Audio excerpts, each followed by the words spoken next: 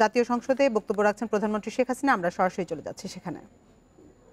বাংলাদেশ সর্বপ্রথম দেশ হিসেবে সিডিপি নির্ধারিত 3টা বিষয়ে গ্র্যাজুয়েশন মানদণ্ড অর্জন করে। এই 3টি বিষয় হলো: 1, GNI per capita; 2, economic vulnerability index EVI; এবং হিউম্যান অ্যাসেটস ইন্ডেক্স এইচএআই। প্রত্যেকটা ক্যাটাগরিতে বাংলাদেশ তাদের যে মানদণ্ড ছিল সে মানদণ্ড থেকে অনেক বেশি আমরা অর্জন করতে সক্ষম হই। জাতিসংঘের নিয়ম অনুযায়ী স্বল্পোন্নত দেশের অর্থাৎ এলডিসি ক্যাটাগরি থেকে উত্তরণের জন্য পরপর 2বার সিডিপি ত্রিবার্ষিক পর্যালোচনা করে। এই পর্যালোচনায়ও বাংলাদেশ কিন্তু আমাদের অর্জিত মানদণ্ড আমরা ধরে রাখতে সক্ষম হই। যে সকল মানদণ্ড 2021 সালের ফেব্রুয়ারি মাসে বাংলাদেশের গ্র্যাজুয়েশনের বিষয়টি পুনরায় বিশ্লেষণ করে এবং সিডিপি কর্তৃক পুনরায় বাংলাদেশ এই গ্র্যাজুয়েশনে বিবেচিত হয়। যদিও কোভিড-19 মহামারী অতিমারী প্রকোপ বাংলাদেশে কেন সারা বিশ্বেই অর্থনীতিকে মন্দা করে ফেলে, সারা বিশ্বব্যাপী এই ধরনের মন্দা দেখা দেয় এবং বাংলাদেশেও। তা সত্ত্বেও কিন্তু আমরা আমাদের এই অর্জনগুলি ধরে রাখি এবং এই মানদণ্ড আমরা ধরে রাখি বরং ক্ষেত্রবিশেষে উন্নত করি। অর্থাৎ যতগুলি বিষয় মানদণ্ড হিসেবে বিবেচিত তা অতিক্রম করতে বাংলাদেশ সক্ষম হয় এবং অগ্রযাত্রা অব্যাহত রাখে। জাতিসংঘের ইকোনমিক ও সোশ্যাল কাউন্সিল ইকোসক, এই ইকোসকের নিকট সিডিপি বাংলাদেশকে স্বল্পোন্নত অর্থাৎ এলডিসি দেশের ক্যাটাগরি থেকে উত্তরণের জন্য সুপারিশ করে। জাতিসংঘের ইকোনমিক ও সোশ্যাল কাউন্সিল ইকোসক 2021 সালের জুন মাসে সিডিপি এর সুপারিশ গ্রহণ করে। এই পরিপ্রেক্ষিতে জাতিসংঘের সাধারণ পরিষদে তা পেশ করে।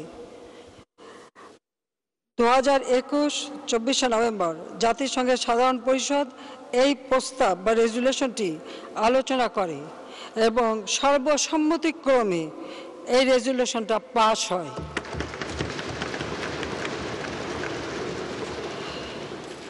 মাননীয় স্পিকার, 2020 সাল থেকে 2021 জাতির পিতা বঙ্গবন্ধু শেখ মুজিবুর রহমানের জন্ম শতবার্ষিকী অর্থাৎ মুজিব বর্ষ এবং 2021 সাল আমাদের স্বাধীনতার সুবর্ণ জয়ন্তী। এই সময় এই অর্জন এটা আমাদের জন্য অনেক গৌরবের, কারণ জাতির পিতার জন্ম শতবার্ষিকী আর স্বাধীনতার সুবর্ণ জয়ন্তী এই সময় যখন আমরা উদযাপন করছি সেই সময় এই যুগান্তকারী অর্জন বাংলাদেশ পায়। বাঙালি জাতির জন্য একটা বিরল সম্মান অর্জন। বিশ্বসভায় বাঙালি জাতি ও বাংলাদেশের জন্য একটা অনন্য উত্তরণ। 2008 সালের নির্বাচনী ইশতেহারে আওয়ামী লীগ ঘোষিত রূপকল্প 21 এবং এরই আলোকে আমরা যে পরিকল্পনাগুলি পরপর নিয়েছি সেই সময় প্রকৃতপক্ষে অনেকে এটা ধারণাই করতে পারেননি যে বাংলাদেশে এই ধরনের উত্তরণ ঘটতে পারে, কিন্তু সুনির্দিষ্ট লক্ষ্য নিয়ে পরিকল্পিতভাবে আমরা এগিয়েছি বলেই এটা সম্ভব হয়েছে। কারণ আমরা যেমন প্রেক্ষিত পরিকল্পনা প্রণয়ন করেছি, তাছাড়া আমরা পঞ্চবার্ষিকী পরিকল্পনা অর্থাৎ ষষ্ঠ, সপ্তম, এমনকি অষ্টম পঞ্চবার্ষিকী পরিকল্পনা এখন আমরা প্রণয়ন করে বাস্তবায়ন করছি। অর্থাৎ একটা সুনির্দিষ্ট পরিকল্পনা নিয়েই আমরা কিন্তু কাজ করেছি। আমরা কিছু আশু করণীয় কি সেটাও যেমন সুনির্দিষ্টভাবে কাজ করেছি, অনেক সমালোচনার সম্মুখীন হতে হয়েছে, তারপরেও আমরা জানি যে এটার একটা ফলাফল বাংলাদেশের জনগণ পাবে। রেন্টাল পাওয়ার প্ল্যান্ট থেকে শুরু করে আমরা যে সমস্ত বিদ্যুৎ কেন্দ্র করতে গেছি সেখানে অনেক সমালোচনা হয়েছে, কিন্তু আমরা সমালোচনায় কান দেই নেই, কারণ আমরা জানি এই দেশটাকে আমরা চিনি, আমাদের অভিষ্ট লক্ষ্য স্থির করে আমরা এগিয়েছি। আমরা সেইভাবেই দেশের উন্নয়ন কাঠামো গড়ে তোলা এবং দীর্ঘমেয়াদী আশু করণীয়, মধ্যমেয়াদী, দীর্ঘমেয়াদী পরিকল্পনা আমরা হাতে নিয়ে আমরা কাজ করেছি।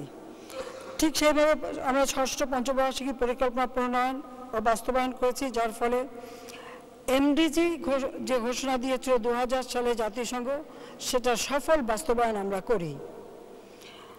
এরপর আমরা সপ্তম পঞ্চবার্ষিকী পরিকল্পনা প্রণয়ন করি এবং তা আমরা বাস্তবায়ন করি এবং সঠিক দিক নির্দেশনা নিয়েই রাষ্ট্র পরিচালনা করা হয়।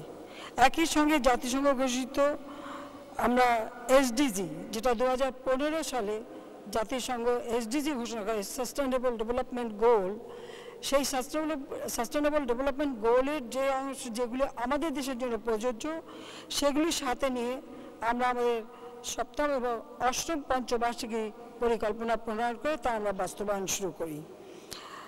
2021 থেকে 2041কে আমরা লক্ষ্য রেখে আরেকটি প্রেক্ষিত পরিকল্পনা ইতিমধ্যে আমরা প্রণয়ন করেছি, যেখানে 2041 সালের মধ্যে বাংলাদেশ একটা উন্নত দেশ যাতে হয় সেই পরিকল্পনাই আমরা হাতে নিয়েছি। পাশাপাশি 2030 সালের মধ্যে জাতিসংঘ ঘোষিত 2030 সাল পর্যন্ত যে উন্নয়ন, সেই স্থায়ী উন্নয়নের কার্যক্রমও আমরা বাস্তবায়ন করে যাচ্ছি। অর্থাৎ বাংলাদেশের জনগণের কাছে আমি কৃতজ্ঞ এই কারণে 2008 নির্বাচন, 2014 নির্বাচন, 2018 জাতীয় নির্বাচন, প্রতিটি নির্বাচনে তারা নৌকা মার্কায় ভোট দিয়েছেন, আমাদের জয়যুক্ত করেছেন এবং আমরা জনগণের সেবা করার সুযোগ পেয়েছি। আর এর ফলশ্রুতিতেই আজকে দীর্ঘদিন রাষ্ট্র পরিচালনা করে জনগণের সেবা করার সুযোগ পেয়েছি বলে আমরা বাংলাদেশে আজ উন্নয়নশীল দেশের মর্যাদা অর্জন করতে সক্ষম হয়েছি। তবে একথা ঠিক যে এই যাত্রাপথ কখনো সুগম ছিল না। আমাদেরকে অনেক প্রতিবন্ধকতা মোকাবেলা করতে হয়েছে, অনেক সমালোচনার মুখে পড়তে হয়েছে, অনেক অপপ্রচারের শিকার হতে হয়েছে। এবং কারণ আমরা দেখেছি আন্দোলনের নামে মানুষ পুড়িয়ে পুড়িয়ে হত্যা করা, পেট্রোল বোমা মারা, বাস, চলন্ত বাস, গাড়ি, এমনকি স্কুটার, ড্রাইভার, প্রাইভেট কারের লোকদের টেনে বের করে আগুন দিয়ে পুড়িয়েছে। সেই অগ্নি সন্ত্রাসের শিকার একজন আমাদের পার্লামেন্ট মেম্বারও আছে এখানে, সে উপস্থিত। ঠিক এইভাবে গাড়ি পোড়ানো, রাস্তা কেটে ফেলে দেওয়া, হাজার হাজার গাছ কেটে ধ্বংস করা, মানুষকে হত্যা, তারপর হরতাল, অবরোধ বোধহয় এখনো বিএনপি তুলে নেয়নি, সেই অবরোধ সহ নানা প্রতিবন্ধকতা সৃষ্টি করা হয়েছে উন্নয়নের পথে বাধা সৃষ্টির জন্য। এরই পাশাপাশি আবার একই সাথে প্রাকৃতিক দুর্যোগ, খরা, বন্যা, ঝড়, বৃষ্টি, নানা ধরনের প্রাকৃতিক দুর্যোগও কিন্তু আমাদের মোকাবেলা করতে হয়েছে। কিন্তু আমরা কিন্তু যেটা হচ্ছে জলবায়ু পরিবর্তনের ফল, যেটা আমরা সব কিছু কিন্তু মোকাবেলা করেছি, কিন্তু সব কিছু এরপরে আসলো এই কোভিড-19 অর্থাৎ আপনার করোনা ভাইরাস। এই করোনা ভাইরাসেও সমগ্র বিশ্বের অর্থনীতি যেখানে স্থবির, সেখানে আমরা চেষ্টা করেছি আমাদের অর্থনীতি সচল রাখতে এবং আমরা প্রায় 1,83,000 কোটি টাকার প্রণোদনা দিয়ে নগদ অর্থ সরবরাহ একেবারে গ্রামের তৃণমূল পর্যায়ের মানুষকে দিয়েছি। আমরা অন্য সব কিছু বাদ দিয়ে মানুষের হাতে যেন টাকা যায়, মানুষের হাতে যেন খাবার যায়, খাদ্য যেন নিরাপত্তা থাকে, সেদিকে ব্যাপকভাবে আমরা কর্মসূচি পালন করেছি। আমাদের কৃষক, শ্রমিক, আমাদের মেহনতি মানুষ, চাকরিজীবী, শিক্ষক, ছাত্র ছাত্রী সকলের, দেশের সর্বস্তরের জনগণের যাতে কোনো রকম অসুবিধা না হয় তার জন্য ব্যাপকভাবে আমরা এই প্রণোদনা প্যাকেজের মাধ্যমে সহযোগিতা করেছি। শুধু বাজেট থেকে না, সরকারি কোষাগার থেকে না, এমনকি প্রধানমন্ত্রীর তহবিল থেকেও আমরা কয়েকশো কোটি টাকা মানুষের মাঝে বিলিয়েছি। অর্থাৎ মানুষকে সব ধরনের সহযোগিতা করা, সেই সহযোগিতাটুকু আমরা করতে পেরেছি। আর যার ফলাফল হলো যে আজকে বাংলাদেশ সেই অতিমারী সময়ও আমাদের অর্থনীতি গতিশীল থেকেছে এবং যে 3টি মানদণ্ড আমরা অর্জন করেছিলাম সেটা তো হ্রাস পায়নি, বরং আমরা আরও সামনে এগিয়ে যেতে সক্ষম হয়েছি। এখন আমাদের মূল লক্ষ্য একটি সামনে আছে, সেটা হলো 2041 সালের মধ্যে বাংলাদেশ যাতে উন্নত সমৃদ্ধ দেশ হয় সেই লক্ষ্যটা অর্জন করা। ইতিমধ্যে আমরা সেই প্রেক্ষিত পরিকল্পনা করেছি। তাছাড়া বাংলাদেশ একটা বদ্বীপ, এই বদ্বীপটা এই অঞ্চলের মানুষ তারা একদিকে যেমন জলবায়ু অভিঘাত থেকে যেন তারা রক্ষা পায়, অপরদিকে আর্থসামাজিকভাবে উন্নতি করে একটা সুন্দর জীবন পায়, সেদিকে লক্ষ্য রেখেই আমরা প্রেক্ষিত পরিকল্পনা করেছি। কাজে সেই পরিকল্পনা আমি মনে করি যে এই পরিকল্পনা বাস্তবায়ন করতে পারলে বাংলাদেশের জনগণ প্রজন্মের পর প্রজন্ম তারা কিন্তু অন্তত একটা সুন্দর জীবন পাবে। মাননীয় স্পিকার, এই রেজুলেশনটা হবার পর আমার পক্ষ থেকে জাতিসংঘে নিযুক্ত বাংলাদেশের স্থায়ী প্রতিনিধি রাষ্ট্রদূত রাব্বা ফাতিমা বক্তব্য প্রদান করেন এবং তার প্রদত্ত বক্তব্যে তিনি রেজুলেশনটি গ্রহণের ক্ষেত্রে ঐক্যমতে পৌঁছাতে সহায়তার জন্য সকল দেশকে আন্তরিক ধন্যবাদ জানান এবং তার বক্তব্যে তিনটি বিষয় উঠে আসে। তিনটি বিষয়কে সবচেয়ে গুরুত্ব দেন। একটা হচ্ছে এলডিসি ক্যাটাগরি থেকে উত্তরিত ও উত্তরণের পথে থাকা দেশগুলোর জন্য প্রণোদনা ভিত্তিক আন্তর্জাতিক সহায়তা কাঠামো নিশ্চিত করা। যে কোনো দুর্যোগপূর্ণ পরিস্থিতি যেমন জলবায়ু পরিবর্তনের অভিঘাত, কোভিড-19 ইত্যাদি মোকাবেলা করার সক্ষমতা অর্জনে প্রয়োজনীয় সহায়তা নিশ্চিত করা এবং স্বল্পোন্নত দেশের অর্থাৎ এলডিসি ক্যাটাগরি থেকে উত্তরণের বিষয়কে জাতিসংঘের এজেন্ডা আরও গুরুত্ব আরোপ করা।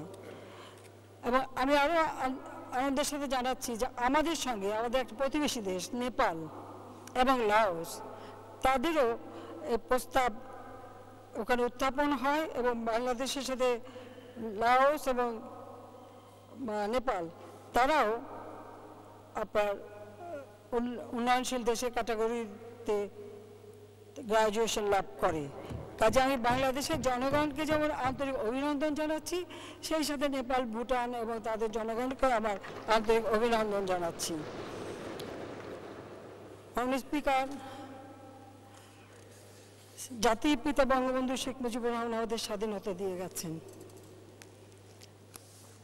এই দেশটাকে নিয়ে অনেক স্বপ্ন ছিল বাংলাদেশকে।